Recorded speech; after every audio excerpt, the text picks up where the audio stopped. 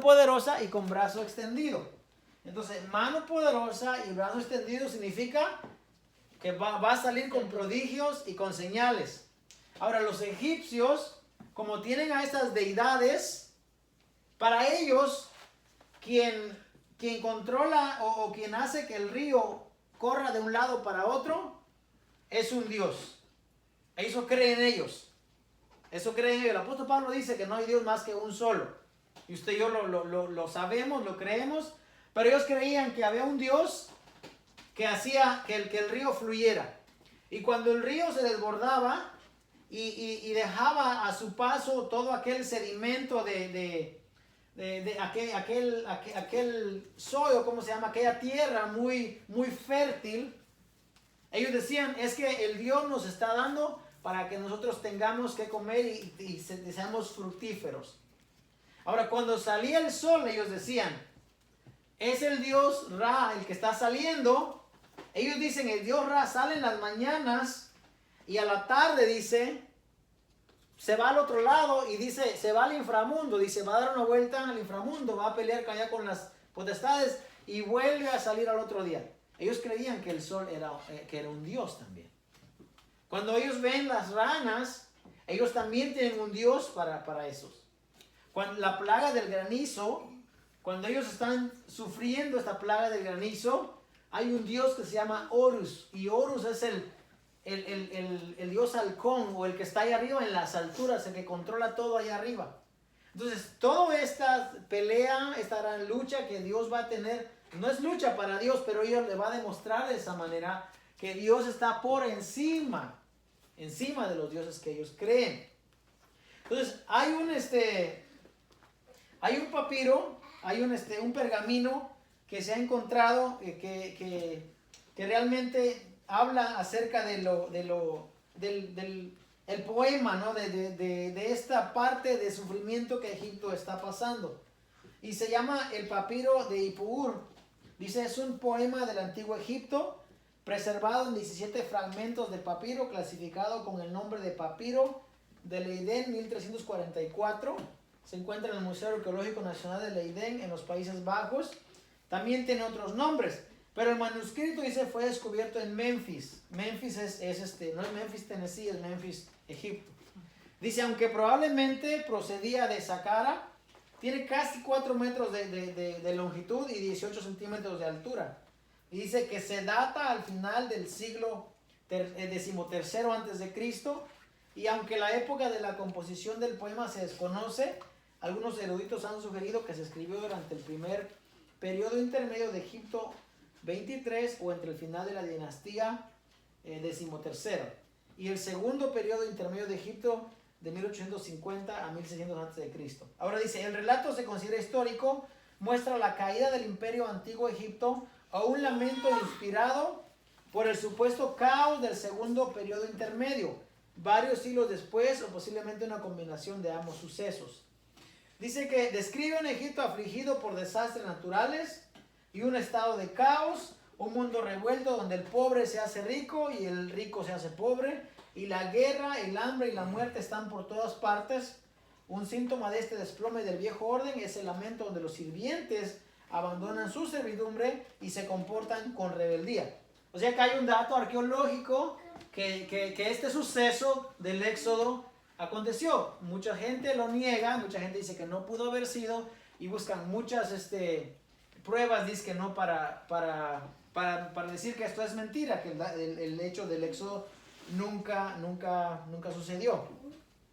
Ahora, la lista que los egipcios tienen es bastante, pero hablemos de uno en esta.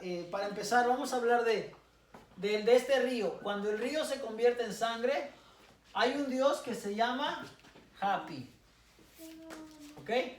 Y el Dios Hapi para ellos es el dueño, es el señor del río Nilo.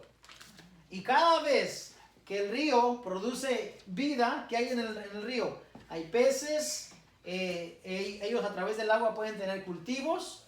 Cuando el río se desborda, trae este sedimento, esta capa de tierra tan rica en minerales que hace que su producción crezca. Entonces ellos dicen, alabado sea el Dios Apis, porque Él nos está trayendo de comer, nos da para que vivamos. También los egipcios consideraban el agua del Nilo sagrada. Lo consideraban sagrada. No era como cualquier agua de cualquier pocito, no, era el agua del río del dios Hapi. Ahora, hay una diosa, a ver, el dios Hapi, dice, era el dios de la inundación anual del Nilo en la antigua religión egipcia. La inundación depositaba el rico limo o la tierra fértil en la orilla de los ríos, permitiendo a los egipcios crecer sus cultivos. Hapi dice, se considera el padre de los dioses. El padre de los dioses, el que da vida, generador de fecundidad y fertilidad en la mitología egipcia. Hapi dice, se hace ver como un hombre desnudo, de piel verde o azul, con barba, con barriga, dice con pechos caídos de mujer y con una planta de loto sobre la cabeza en el Alto Egipto. Y en el Bajo Egipto dice una planta de papiro. Otras veces se deja ver con dos cabezas y con una rama de palmera como medidor del tiempo. Hapi es el nombre del dios asociado a la crecida del Nilo, el gran río de Egipto, que tenía a la vez realidad física y mitológica. La importancia simbólica del Nilo viene de su capacidad para generar riqueza cuando inunda y deja limo fértil en sus márgenes. El nombre Hap proviene del periodo predinástico de Egipto asociado a la región de Jebel. Dice que este dios Hapi, dice, tenía su diosa, la diosa Rana, que es la que vamos a hablar la siguiente, de donde dice emergía anualmente para generar la inundación. Entonces cuando Dios le dice, golpea tu vara y que el río se convierta en sangre. ¿La sangre qué significa? Para nosotros significa redención, para nosotros significa justificación, pero eso es después de Cristo. Antes de Cristo, la sangre significaba muerte. Significaba muerte o significaba también inmundicia, o podía significar alguien que es desechado, alguien que es cortado. Alguien que... Por eso cuando hace rato hablaba de la marca de Caín, se cree que cuando Dios le pone la marca a Caín, le pone como un sello, un sign, ¿cómo se dice sign? Ya me olvidé. Sí. Como un signo, y se cree que lo marca y se le cae sangre. Entonces, la sangre tiene que ver también, para los cristianos tiene que ver con pacto, tiene que ver con redención, tiene que ver con justificación. Pero para ellos, lo que sangre significa es muerte. Si el agua se convierte en sangre, no lo pueden beber. Si el agua se convierte en sangre, los animales que están ahí van a morir, causa muerte. Entonces esto es un golpe, digamos, directamente contra el dios Hapi. Eso es lo primero que sucede. Vamos a ir ahí a ¿dónde estamos? En el capítulo 7.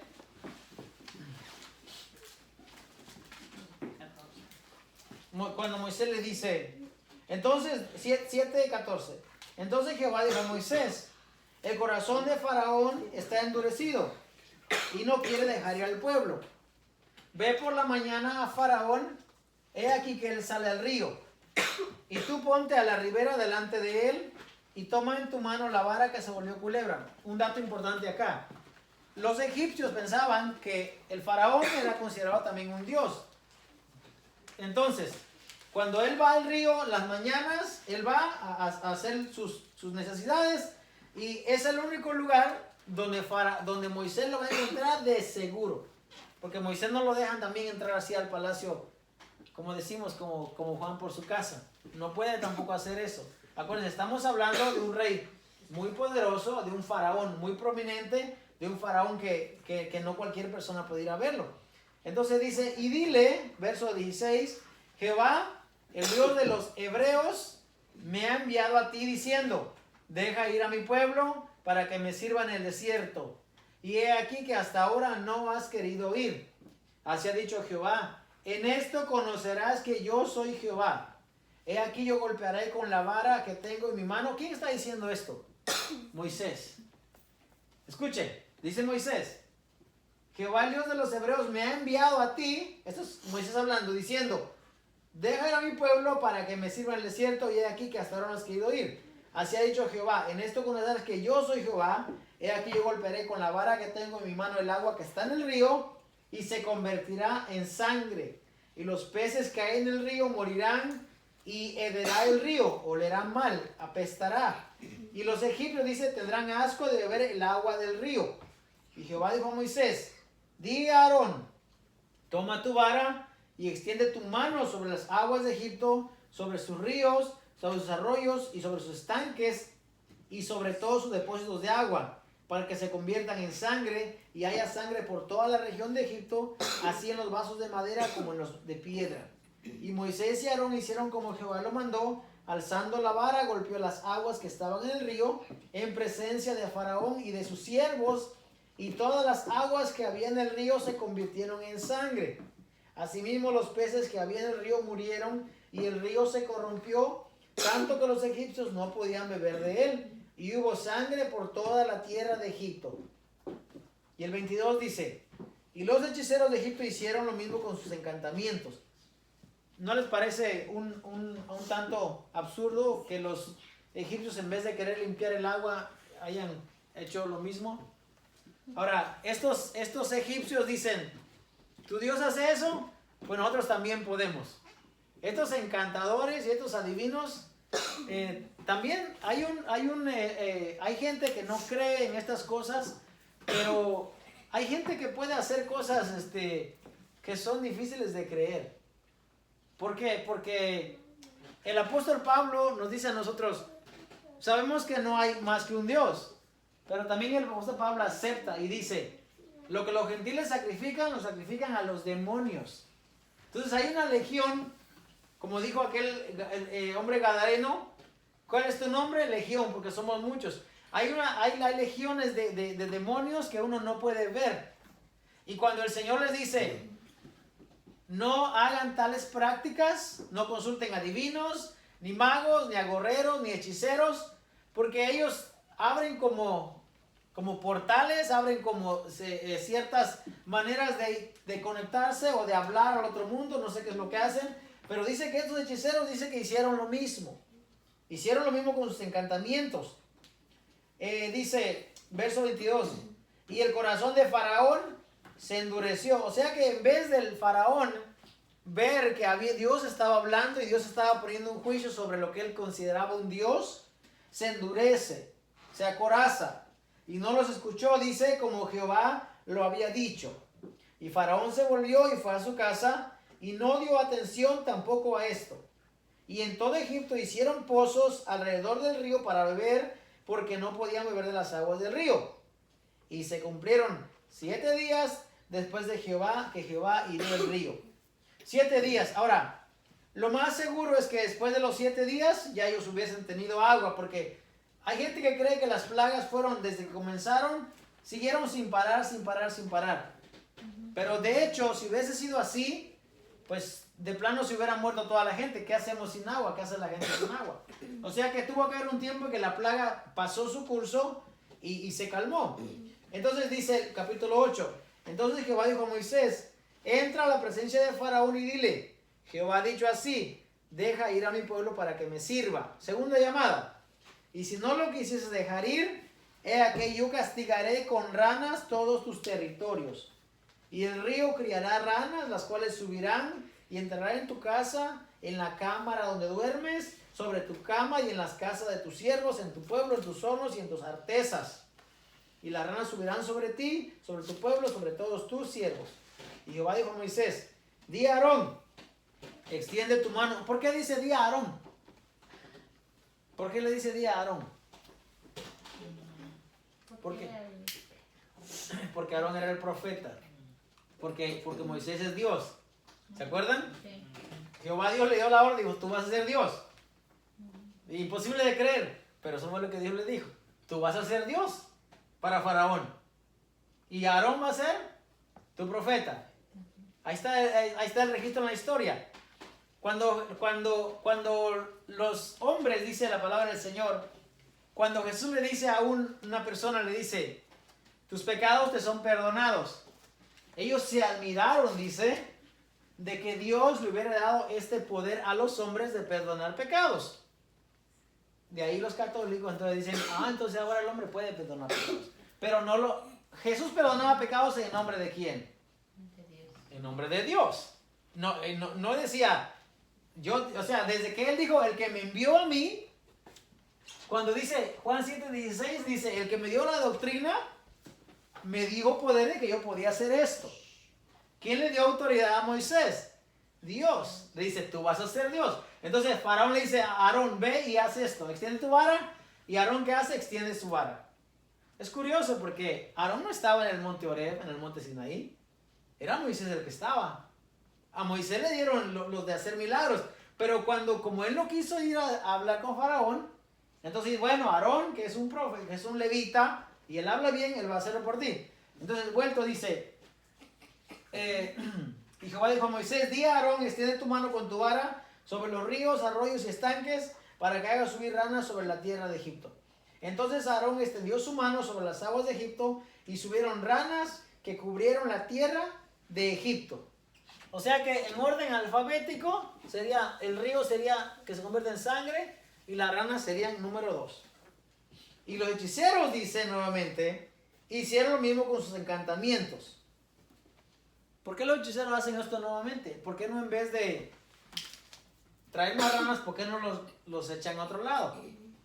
¿Usted ha escuchado a un programa que se llama El Encantador de los Perros?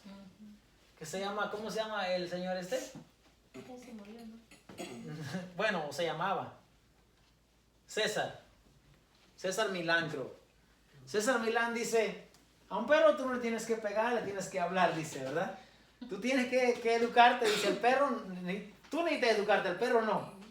Y una ocasión pusieron un video que supuestamente no le pega al perro. Yo creo que sí que le pegaba, ¿no? Porque como él domestica un animal y lo pone tan sedito, ¿verdad? Y una ocasión pone un video y dice, al perro no le debes de pegar, y el perro se da la vuelta y entonces lo va a morder, y entonces agarra a él y le golpea al animalito. ¿Por qué digo esto? Por el nombre, el encantador de los perros. El encantador. ¿Cuántos han visto cuando en la película de DreamWorks, el Shrek, hay uno que con una flautita viene y llama a los ratoncitos, ¿no? Con una flauta los llama. Ok. Ahí en la Biblia aparece una parábola más o menos así. Dice, ¿a qué compararé? Dice Jesús, esta generación. Lo voy a comparar a la generación maligna, dice. ¿Ok? Lo compararé a los jóvenes que están en las plazas, dice. ¿Por qué? Dice, os tocamos flauta y no bailaste, dice. Os endechamos, dice, y no lloraste, dice. Endechamos es, te traje un lamento, te quité un familiar y no lloraste. Y luego dice, porque vino Juan el Bautista y decían que demonio tenía. Y viene el Hijo del Hombre y dicen, este es un hombre comedor y bebedor de vino, dicen. ¿A qué lo voy a comparar? Dice. Porque el encantador, la flauta, es para que la gente baile, para que la gente se mueva al ritmo de la música. ¿Okay? Entonces, el encantador, el encantamiento, lo que hace es que, de ahí viene la palabra encantado, de que lo escucha y le da como una sensación, ¿no? Que wow, entonces lo sigue. ¿Han escuchado que el que sabe tocar, sabe dirigir las miradas, la música, sabe dirigir a la gente? Bueno, dice que estos encantadores con su encantamiento hicieron lo mismo. Trajeron más ranas. Ahora, no se sabe cuántas ranas trajeron. Pero usted se imagina el palacio lleno de ranas. Ranas, rabbit, por todos los lados. Y las ranas de aquí para allá. Y dice que en su cama, y en su cocina, y en su artesa de amasar, donde hacía el pan, lleno de ranas. Y dice que los encantadores, dice que vienen y hacen lo mismo y traen ranas. Traen ranas, eso es lo que dice el verso 7. Y entonces ahora dice, entonces Faraón llamó a Moisés y a Aarón y les dijo, orad a Jehová. Ahora sí cree en Jehová, porque antes dijo que no lo conocía, pero ahora ya cree en Jehová. Ahora ya le voy a explicar este Dios para ellos nuevamente. Para ellos tienen un Dios que se llama, a ver, Hapi es el Dios del río. Y Nun dice, deja ver. Sí. Nun dice es la diosa que ellos creen de las ranas. Hay un dios que ellos también veneran y lo asocian con esta deidad de las ranas. Y entonces, cuando Faraón y cuando toda la gente mira a estas ranas por cualquier lado, perdón, es el dios Ejet. Y el dios Ejet está simbolizado también por una rana. Y ellos dicen, el que controla las ranas es más grande que el dios Ejet. Entonces, los hechiceros no pueden desaparecer las ranas, en vez de eso traen más. Y como no hay salida, entonces Faraón dice, por favor, o sea, ya oren por mí para que se vayan las ranas, porque ya no se puede. Ya hay mucho. Ya hay muchas ranas en cualquier parte del río. Y esto es el dios Ejet, ¿ok? Y Ejet está asociado con las ranas. Entonces Dios va a mostrar y está mostrando su poder, no solamente sobre el dios Hapi, sino ahora con las ranas. Y entonces, ora Jehová dice, para que quite las ranas de mí y de mi pueblo. Y dejaré ir a tu pueblo para que ofrezca sacrificios a Jehová.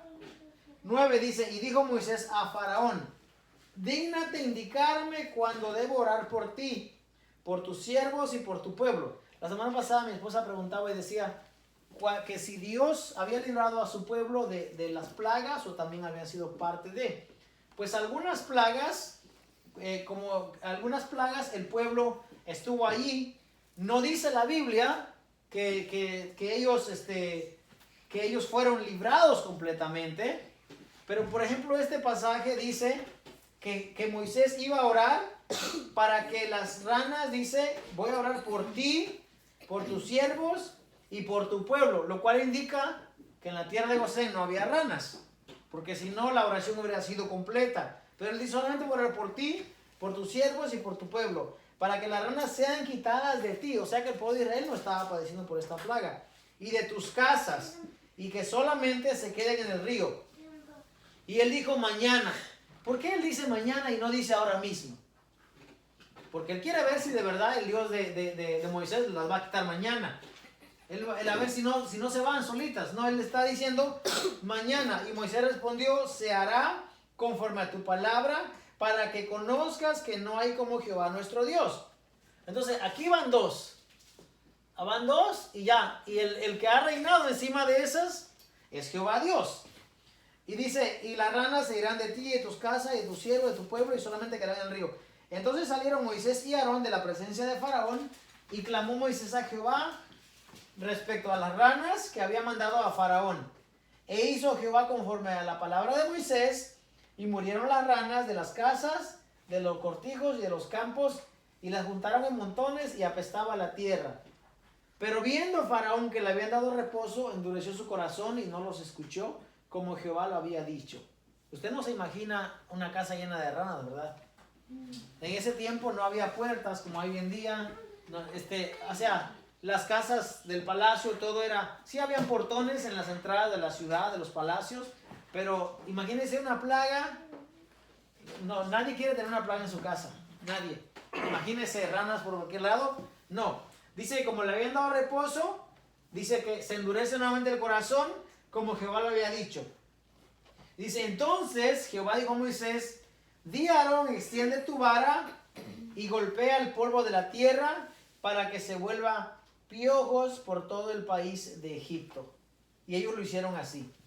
Los egipcios, hermanos, de por sí usaban pelucas, porque a causa de las plagas que había, de por sí había plagas, pero no a esta magnitud. Ellos no se dejaban que sea el cabello largo, sino que todo el tiempo se rapaban y usaban una peluca por causa de los piojos. En aquel tiempo no había, ¿cómo se llama? Pesticidas para echarse en la cabeza ni nada, sino que la gente padecía todo ese tipo de calamidades. Y en esta ocasión dice que vienen los piojos porque dice, golpea el polvo de la tierra. Con su vara dice que tenía que golpear el polvo de la tierra y se iba a volver piojos por todo el país de Egipto. Y ellos lo hicieron así, y Aarón dio su mano con su vara y golpeó el polvo de la tierra, el cual se volvió piojos, así en los hombres como en las bestias, todo el polvo de la tierra se volvió piojos en todo el país de Egipto. Y los hechiceros hicieron así también para sacar piojos con sus encantamientos, pero no pudieron, dice. No pudieron. Entonces dice, y hubo piojos tanto en los hombres como en las bestias. Entonces los hechiceros dijeron a Faraón, dedo de Dios es este. Entonces los hechiceros sí sabían que había un Dios. Sí sabían. Pero a causa de ellos complacer a Faraón y hacerle creer a él también que él era una deidad, ellos no dejaban que este mensaje llegara. Pero en esta ocasión, como no pudieron hacerlo, dice, esto es dedo de Dios. Y dice, mas el corazón de Faraón se endureció y no los escuchó como Jehová lo había mandado. Jehová había dicho que esto iba a acontecer. Jehová había dicho que iba a sacar a su pueblo con una mano fuerte, con un brazo extendido. Eso significaba que iba a haber guerra. Ok, entonces, piojos. Si estuviéramos en el boxeo, diríamos que ¿cuántos rounds van? 3. Van 3.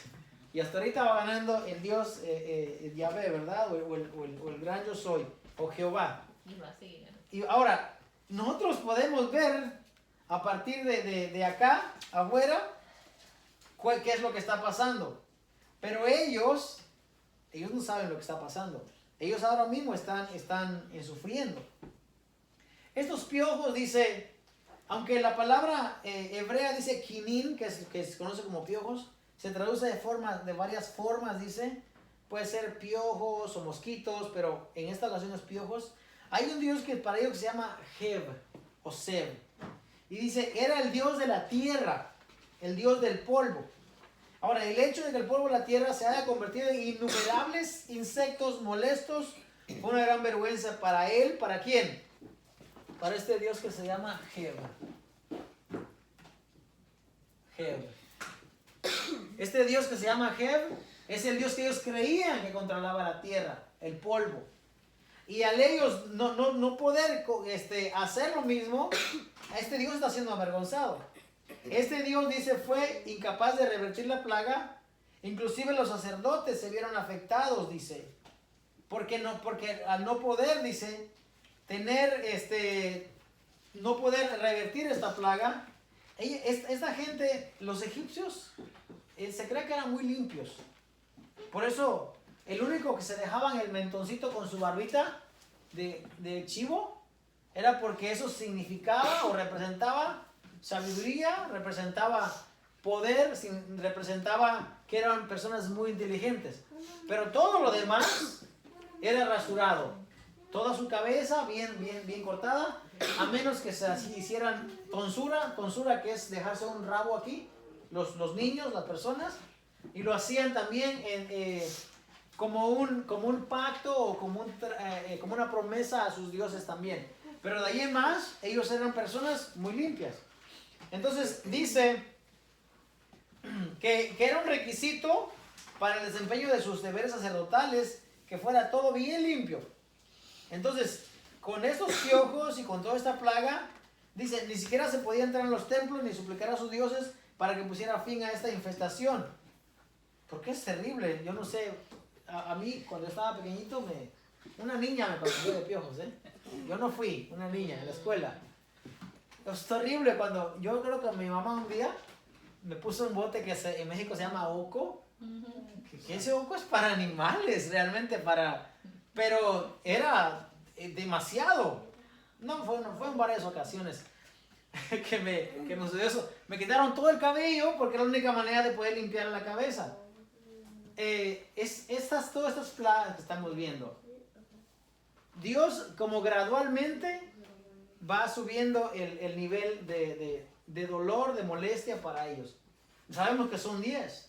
Sabemos que el Dios de Israel va a mostrar no todo su poder, pero va a mostrar poder por encima de las deidades que ellos piensan. Porque ellos creen que este Dios Geb es el Señor de la tierra. Pero aquí viene uno más grande que él. Y este más grande lo está humillando y no pueden hacer nada. No pueden hacer nada. Sucesivamente con las ranas, vamos a ver las langostas, Vamos a ver el granizo. Dicho de paso, cuando la Biblia habla de langostas, sabemos que se está refiriendo a los animalitos alados, a estos como chapulines, como grasshoppers. Como esos son las langostas. Cuando dice que Juan el Bautista comía miel silvestre y langostas, no piense que langosta de mar iba ahí. No, langostas es porque la langosta para ellos es un animal inmundo, no lo pueden comer, camarones, langosta, todo lo que se arrastra, ellos no lo comen porque no es kosher, no es limpio.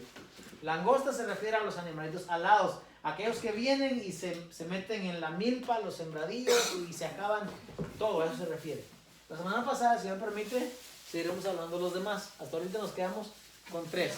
Pero la idea se entiende, ¿verdad? ¿Alguna pregunta? Nosotros decimos a la langosta esperanza. La verdecita. Sí. Ok. Sí, porque Esperanza, no sé por qué no hay el nombre, pero hay un hermano que tiene, su esposa se llama Esperanza. Decimos siempre que la esperanza no avergüenza, decir la palabra.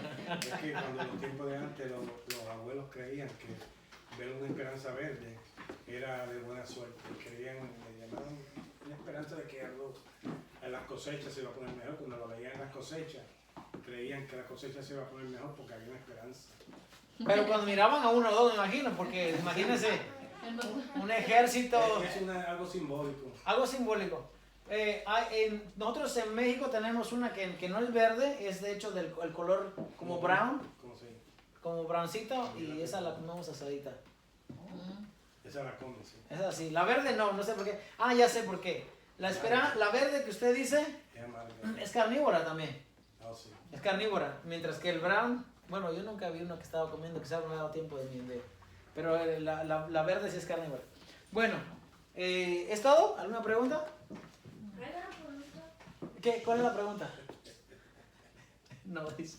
Bueno, la semana que viene, si me permite, continuamos con la lectura de estas placas. Vamos a ponernos de pie en esta noche, vamos a dar gracias al Señor y acordémonos siempre.